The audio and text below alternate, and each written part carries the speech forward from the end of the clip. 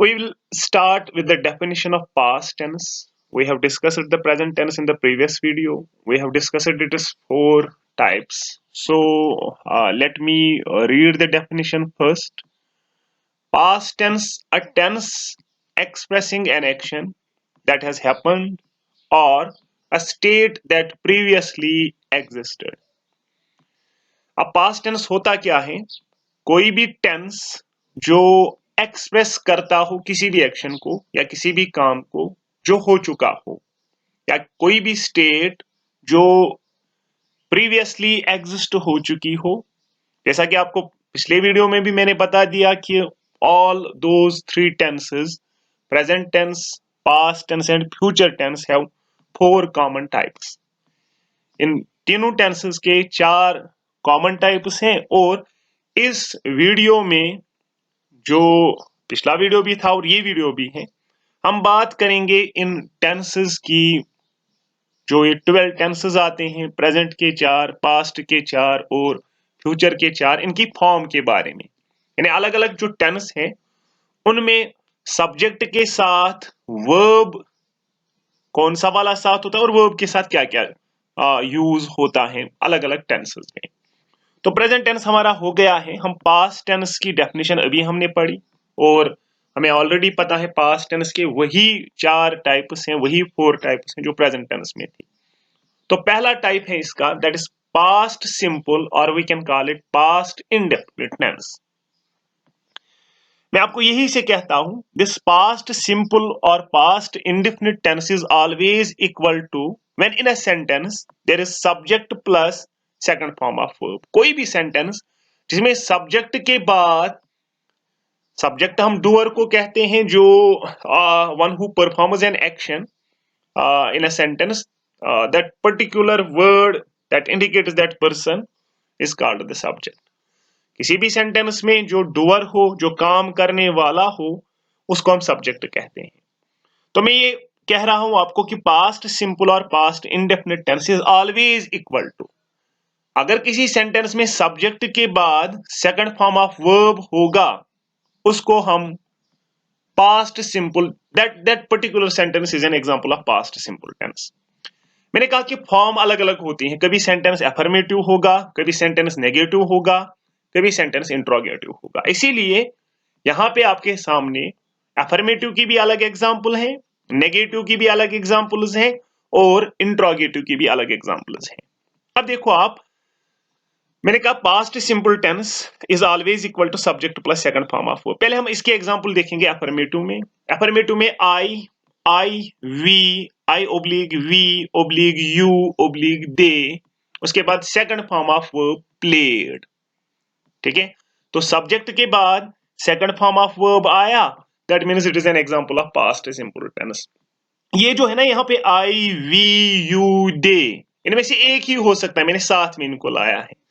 अब आई और वी, आई जो है ना इसमें, आई और यू ये सिंगुलर सब्जेक्ट्स हैं और वी और दे प्लूरल सब्जेक्ट हैं। लेकिन पास्ट सिंपल टेंस में ये चीज मैटर नहीं करती है कि सब्जेक्ट चाहे सिंगुलर हो या प्लूरल हो, इसके साथ हमेशा second form of verb he use होता है। जैसे एग्जांपल में यहाँ पे लिखा हुआ है, I oblique we oblique you oblique they played. उसके बाद नेगेटिव में I oblique we oblique you oblique they did not play. उसके बाद did I oblique we oblique you play या ओब्लिक दे प्ले। लेकिन एक अलग सी चीज आपको नजर आई होगी अफर्मेटिव में और नेगेटिव और इंट्रोगेटिव में, वो चीज आपने नोटिस शायद की होगी कि यहाँ पे जो ये वर्ब प्ले है, इसके साथ second form of verb played आया और यहाँ पे प्ले का बेसिक फॉर्म आया। देखो हमने रूल ये कहता है, we have to change the form of that verb that is closest to the subject.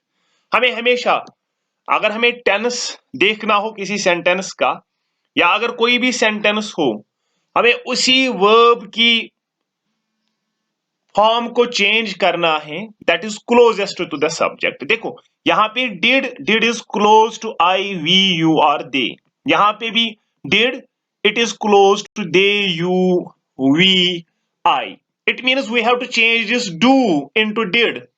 ठीक है, हम ये नहीं लिख सकते I we you they do not played, that is an incorrect sentence because played, यहां पे जो प्ले है it is far from the subject, लेकिन ये वाला जो है ना did, it is closest to the subject, that's why always what we have to do, we have to change the form of that verb that is closest to the subject, जो हमने पिछले video में भी मैंने आपको बता दिया। ठीक है, this was the first type of past tense, that is always equal to, that is past simple tense, that is always equal to subject plus second form of verb।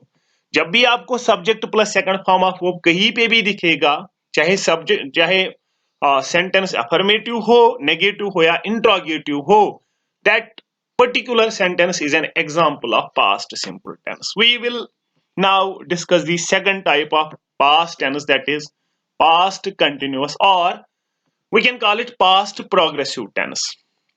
मैं आपको यही से कहता हूं, this past continuous or past progressive tense is always equal to when there is subject plus was or were plus ing form of verb। ing form of verb हमेशा continuous tenses जितने भी हैं, total number of continuous tenses is 6, present के 2, past के 2 और future के 2, इनके साथ हमेशा ing form of verb use होता है। ठीक है, अब यहां पे मैंने लिखा है, यहां पे was को अंडरलाइन करके मैंने s लिखा हुआ है और were को अंडरलाइन करके मैंने p लिखा हुआ है। रीजन इज, अगर किसी सेंटेंस में सब्जेक्ट सिंगुलर होगा, एस इंडिकेट सिंगुलर सब्जेक्ट, तब जाके वाज यूज होगा, और अगर सब्जेक्ट प्लूरल होगा तब जाके वर यूज होगा। जैसे आप एग्जांपल्स में देख सकते हो, पहले आप अफर्मेटिव की एग्जांपल देखो, उसके बाद नेगेटिव की, उसके बाद इंट्रोगेटिव की। देखो, आई ओब्लिग ही ओब्लिग शी, चाहे आई हो, चाहे ही हो या फिर शी हो, all those three are singular subjects. इसके साथ हमेशा वाज आएगा पास्ट कंटिन्यूअस टेंस में, और साथ में आएगा इन फॉर्म ऑफ वर्ब। जैसे यहाँ पे लिखा हुआ है आई, असल में ये सेंटेंस 3 है, I was eating, he was eating, she was eating, क्योंकि तीनों क्या है, तीनों सिंगुलर सब्जेक्ट हैं, इसलिए मैंने इकट्ठे इनको लिखा हुआ है। नेगेटिव में I oblique he oblique she was not eating, interrogative में was I oblique he oblique she eating और क्वेश्चन मार्क। ठीक है, तो हमें यहां ये समझ में आ जाता है, if the subject is singular then we have to use was in present continuous tense. Now if the subject is plural then what we have to do, वो यहां इस वाली एग्जांपल में लिखा हुआ है, we oblique you oblique they were running. अब you जो है ना, यू चाहे सिंगुलर हो या प्लूरल हो, इसके साथ हमेशा प्लूरल ही आता है। ठीक है, चाहे यू एक सिंगल पर्सन हो, चाहे यू एक से ज्यादा हो, दोनों सूरत में यू के साथ हमेशा प्लूरल ही आता है। इसीलिए यहाँ पे यू, वी भी प्लूरल है, दे भी प्लूरल है, यू भी प्लूरल है। ठीक है, अब इनकी जगह अगर स्टूडेंट्स भी लिखा होता, स्टूडेंट्स भी प्लूरल हैं, वर रनिंग। नेगेटिव में we oblique you oblique they were not running, और इंट्रोगेटिव में were we oblique you oblique they running. Means past continuous tense उस वाले सेंटेंस में यूज हुआ होगा जिसमें सब्जेक्ट के बाद या तो वाज होगा, वाज कब होगा, when the subject is singular, या फिर वर होगा, वर कब होगा, when the subject is plural, plus ing form of verb। That sentence is always an example of past continuous tense। उसके बाद हम कंटिन्यू करके इसके आगे वाले 2 टाइप्स पढ़ते हैं। Past perfect tense is always equal to when there is subject plus had plus third form of verb।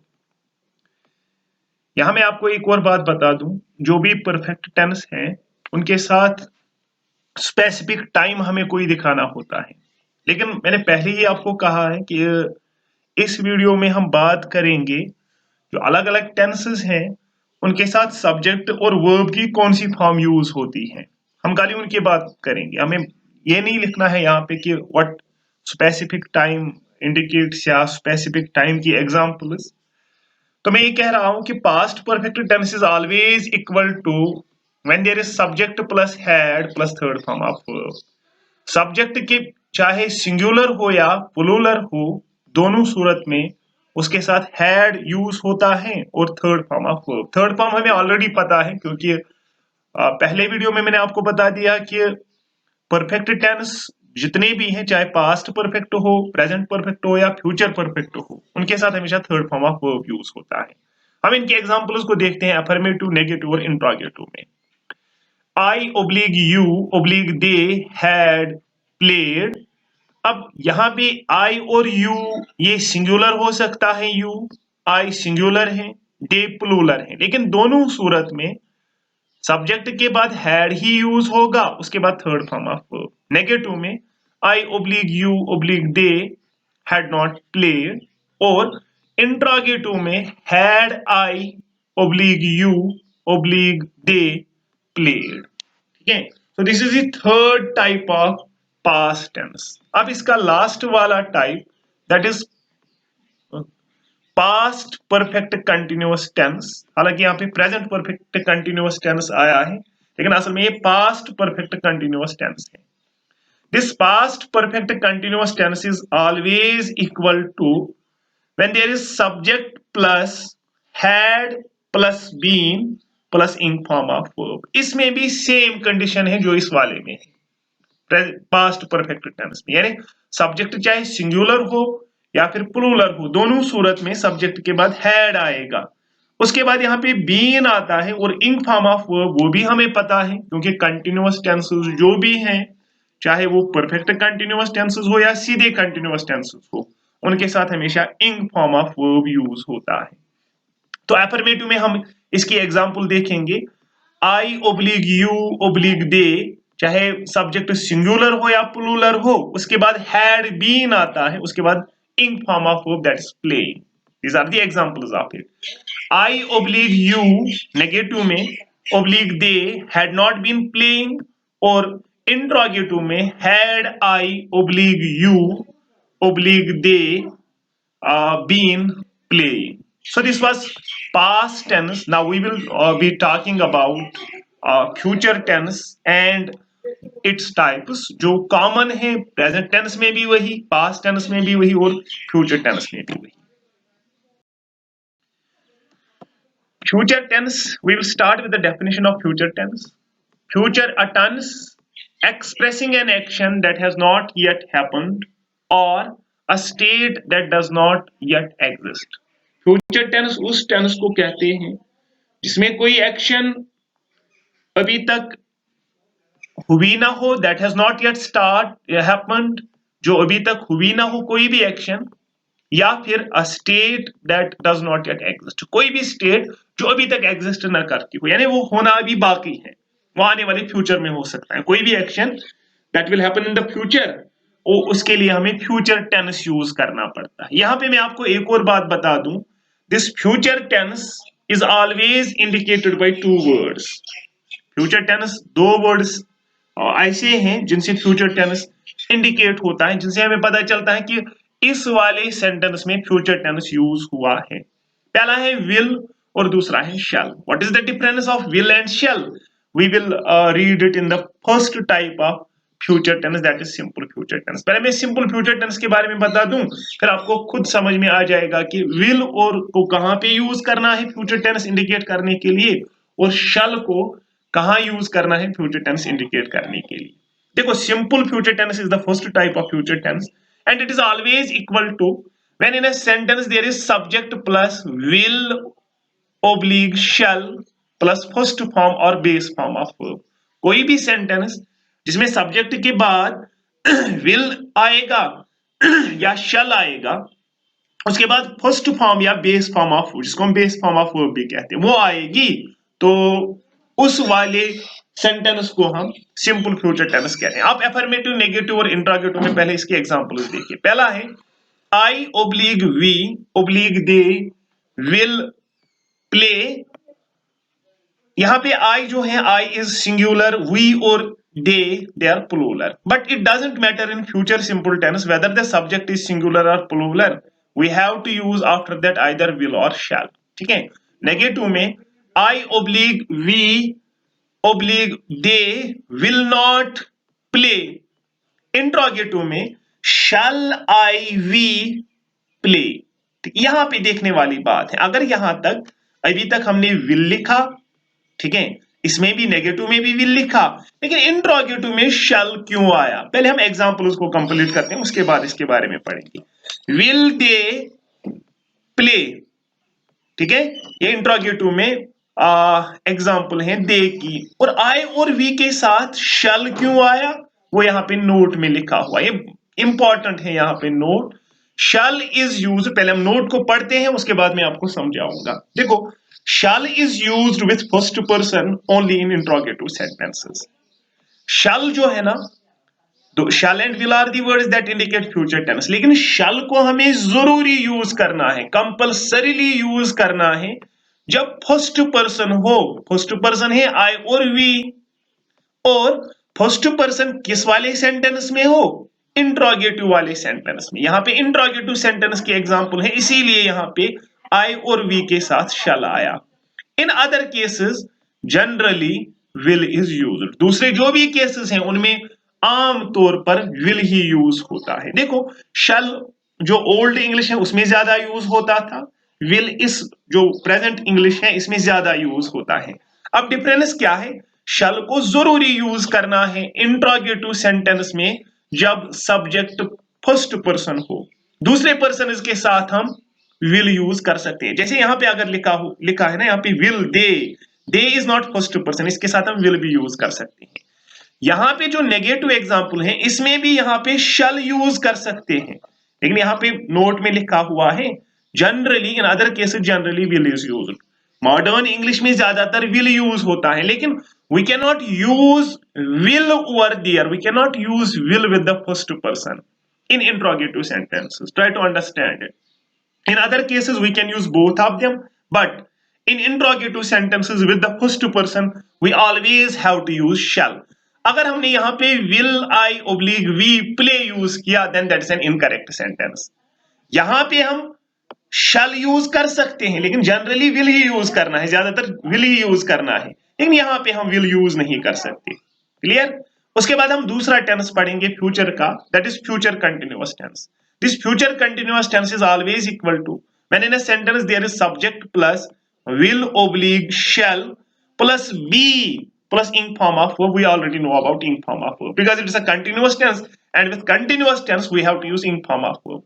Example से आपको समझ में आ जाएगा। अफर्मेटिव में I oblique we oblique they will be eating, I is singular subject, we and they are plural subject. लेकिन it doesn't matter in future continuous tense whether the subject is singular or plural. We have to use subject plus will or shall plus be and plus ing form of verb. जैसे negative में I oblique we oblique they will not be eating. Interrogative में shall I we be eating, क्योंकि I और we क्या है, ये जो note में हमने पढ़ा ये फर्स्ट पर्सन है और यहां से सेंटेंस इंट्रोगेटिव है, इसमें जरूरी है हमें शल यूज करना है। दे के साथ मैंने विल यूज किया हुआ है, विल दे बी ईटिंग, क्योंकि this they is not the first person और ज्यादातर हमें विल ही यूज करना है। तो हम इसका तीसरा टाइप पढ़ते, that is this future perfect tense.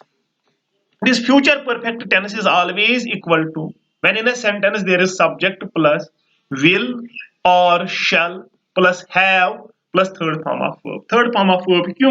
Because this is perfect tense, and with perfect tense we always have to use third form of verb, whether it is present perfect tense, whether it is past perfect tense, or whether it is future perfect tense. तो subject के बाद किसी भी sentence में, चाहे वो affirmative हो, negative हो या फिर इंट्रोगेटिव हो, उसमें सब्जेक्ट के बाद विल या शैल आएगा प्लस हैव आएगा plus third form of verb आएगा, that is future perfect tense. अब आप एफर्मेटिव में देखिए पहले example, I oblique we oblique they will have played, ठीक है। नेगेटिव में I oblique we oblique they will not have played, this is the form of future perfect tense. ये वाली जो है examples, these are the form of, and we are only talking about the forms, we are not discussing where we have to use this future perfect tense.